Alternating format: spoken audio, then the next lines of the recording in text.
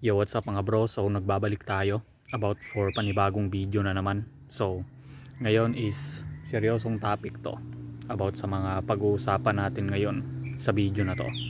Pero bago tayo magsimula, so disclaimer muna tayo sa channel na ito. Okay, I just want to say na hindi ako expertise sa kahit anumang topic na i-discuss ko dito. At yung mga sinasabi ko dito is karanasan ko lang o personal na experience about sa topic na self-improvement, NoFap at motivation. At may halong research na din mga bro. So huwag nyo kalimutan mag-subscribe kayo sa channel na to for more videos like self-improvement, NoFap at motivation. So Pinoy lang tayo, mag-Tagalog lang tayo. So itong channel na ito is Tagalog lang. So walang halong English. So depende na rin kung maghalo tayong English na sinasabi ko dito. So isa akong Pinoy o isa akong Bisaya at I just want to do my best para mag-Tagalog din. Okay. Okay, ang topic na ito ay seryoso. Seryoso sa atin sa sarili natin. Okay, week ago, nag 2024 na. So, ang topic na ito is tungkol lang ito sa 2024. Okay, I know a lot of you nagfo-focus ngayon sa taon na ito. Nagfo-focus kayo na mag-improve kayo sa sarili nyo at meron kayong outcome o greatest comeback dito sa bago mag susunod na taon. A lot of you, a lot of kalalakihan, a lot of no-fapper, o yung mga taong may alam sa self-improvement, o yung mga taong nawi-waste yung time nila o yung oras nila sa nakaraang taon o 2023. A lot of people that is nagfo-focus sila ngayon sa taong 2024 para sa sarili nila, para mag-improve sa sarili nila.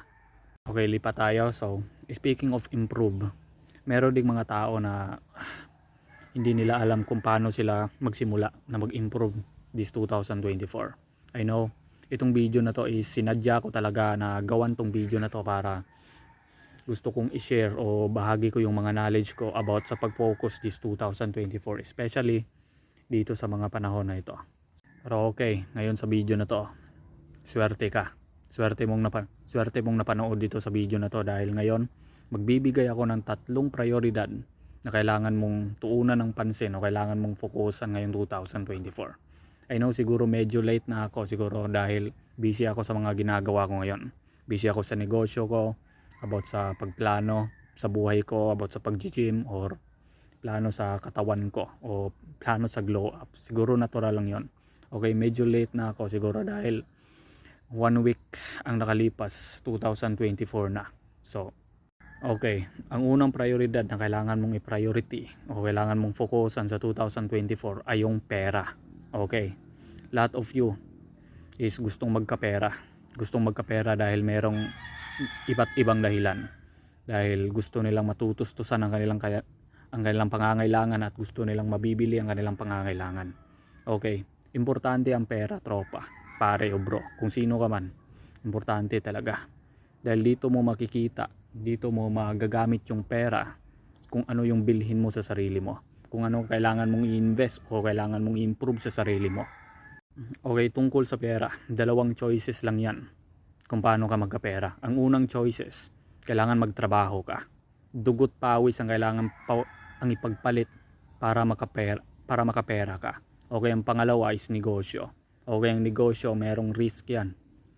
Kung magaling ka makipag-negotiate sa mga customer mo o makipag-communicate sa customer mo, bagay sa iyo yung negosyo mo, bro.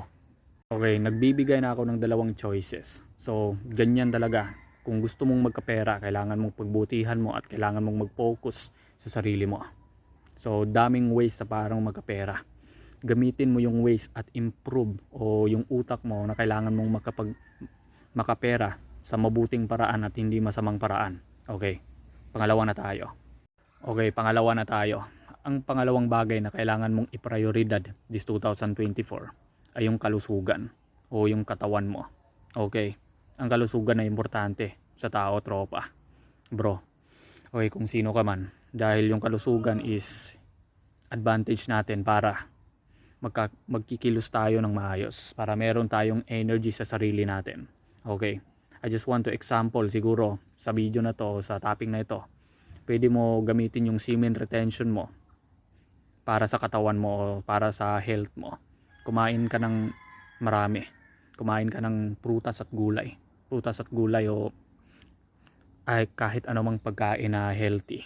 So talaga, yung katawan kasi, yung kalusugan natin ay importante. Lalo na kung ikaw ay isang businessman o ikaw isang taong nagtatrabaho sa isang kumpanya. Okay, opinion ko lang. Okay, sorry, nabubulol ako.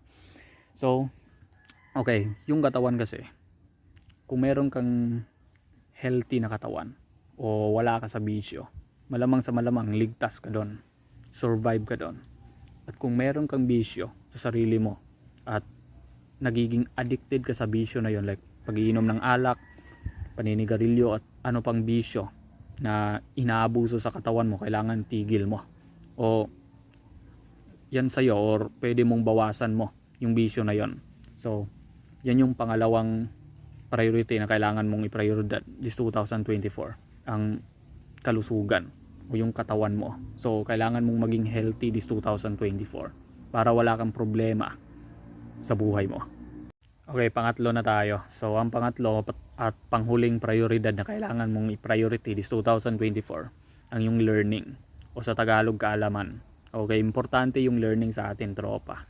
Importante tayo na meron tayong kaalaman o knowledge sa ating sarili.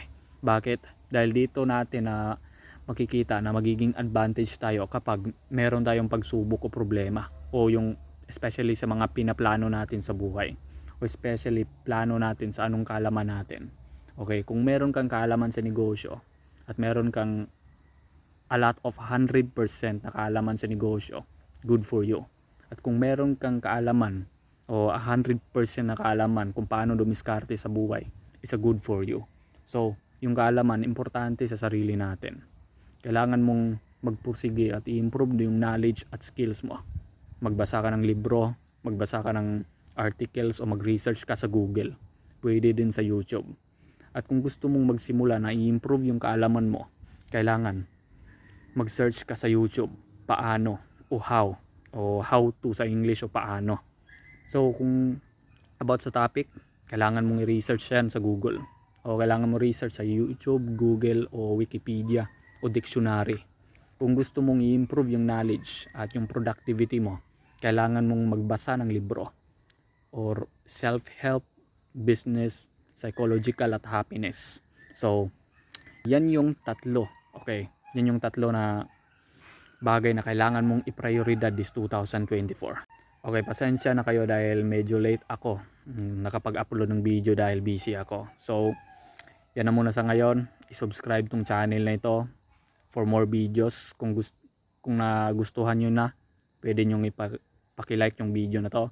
Sorry, nabubulo lang. So, see you in a next video na kailangan ko pang i-upload dito. Bye.